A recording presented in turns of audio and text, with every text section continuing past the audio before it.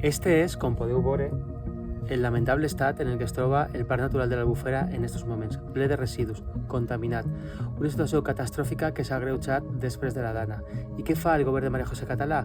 Cortines de fum com voler declarar la reserva de la biosfera. Una declaració buida de contingut, sense polítiques efectives, i la prova més evident és que l'alcaldessa va nomenar una persona al front de la regidoria de Albufera que parla de religión climática. Ese discurso de la burbuja climática no ha servido más que de señuelo ideológico y derroche de dinero público. Tenim un govern negacionista, un govern que no inverteix suficient en l'Albufera i un govern que davant d'esta situació no fa absolutament res. I a esta lamentable situació li hem d'afegir que en la investidura que s'està pactant entre el Partit Popular i Vox el que se pretén és desprotegir àrees com l'Albufera. Fa un any ja aconseguiren poder construir hotels a 200 metres de la línia de la costa. La Dana no ha sido suficiente para que reconsideren no construir en zonas muy expuestas a fenómenos naturales. I ara la proposta és urbanitzar dins del Parc Natural de l'Albufera.